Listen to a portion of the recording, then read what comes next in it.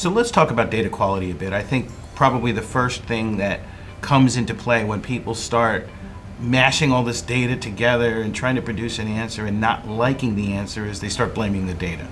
I think it's, in my experience at least, it's easier to blame the data because it's sort of this inanimate thing, right? Stupid data. If I only had the right data, I would have gotten a better answer here. And of course, that's not always the case. But when people talk to me about data quality, I usually want to stop and say, well, what does that really mean? I think if you look at the definition of the quality, if you just do Wikipedia, right? Very often it says, well, data quality measures if the data fits for use, right? Which pretty much another way to say it depends. It's not necessarily a definition. It depends on who is using the data, how the data is going to be used. And I think there's some truth to that, right? We at Dub Bradstreet, we use a frame. We look at accuracy, completeness, timeliness, and cross-border consistency. And we try to look at those dimensions as ways to measure quality. But of course, each of those requires a definition. Accuracy, for example, someone wants to say, well, it's the same as the authoritative source. But if you're producing the authoritative source, there's no place to go check. There's no dictionary. So a lot of these things are elusive. Measuring quality is tricky business. Now, if you look at the clickstream data or you look at the mobile data, it just has to be good enough, and the certain variations are expected, but you still really need to understand how the data has been collected. With an address, we can argue that if the address is good enough to have the delivery occur, right? We call it deliverability, that's good enough. Maybe, unless I'm trying to interpolate longitude and latitude and distances and radius, or maybe then I need a little more precision. Then someone comes along and says, well, it depends on the use case. And it's now too late to go back and fix that data. It goes back to the point, the definition of the data quality needs to be done upfront, right? You need to think about it before you embark on this journey of collecting the data or acquiring the data from the third parties. So the same definition of accuracy, completeness, timeliness, and timeliness, I think, is how fresh the data is really, really important. I totally agree that use case will in many ways drive the decision about how accurate the data needs to be.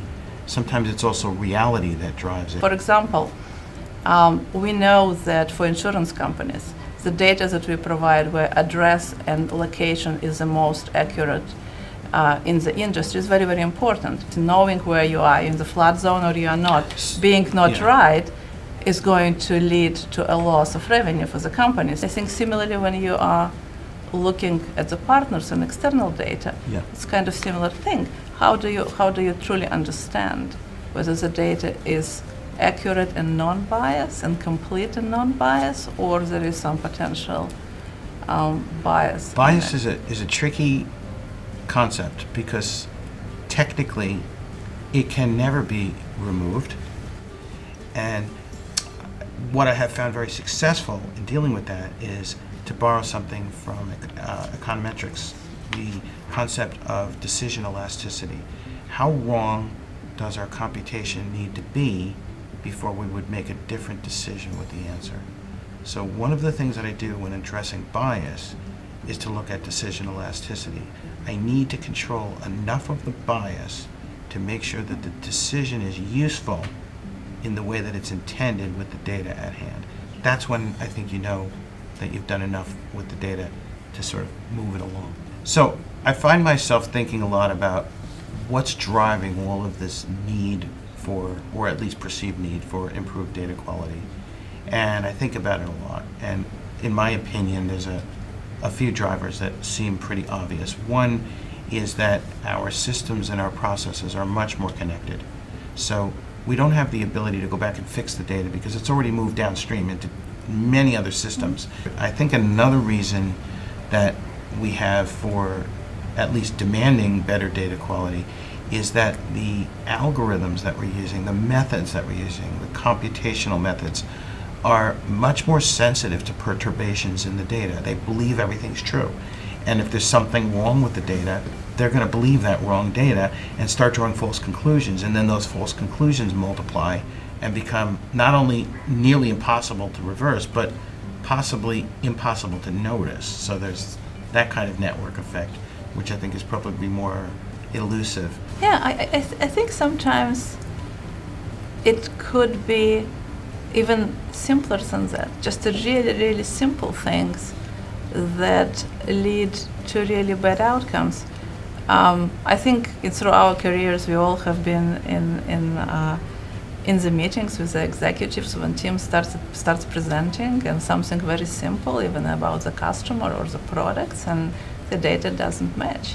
Like there are two different groups presenting different information, and that completely undermines any confidence that executives or any decision maker is going to have about the data. So there are these basic needs that the companies are still, even in this advanced age of data, sometimes struggling because people interpret different data differently. Yeah, I think when we talk about how organizations are struggling the most with data, a lot of times these struggles don't manifest themselves as data problems. They manifest themselves as lost market share or a failure to understand a trend in customer behavior before it was too late, or maybe the lack of complete awareness about some opportunity that's now gone. You know, and the client expects this continuation of knowledge about them. We all, as consumers and the business customers, we expect that. And the best companies in the world understand that and treat their customers well. They know their customers, they develop the trust. It's a big differentiator. But even to do this simple thing, you need to get control over your data around the customer. Yeah. It's not as simple as it seems, right? It has to be consistent. You have to be interpreting the data consistently. This is a time where, as a human race, we will either drown in all this data or we will figure out how to be better stewards of it. Doing it the way we've been doing it is just simply not agile enough, and I think we know that as data practitioners.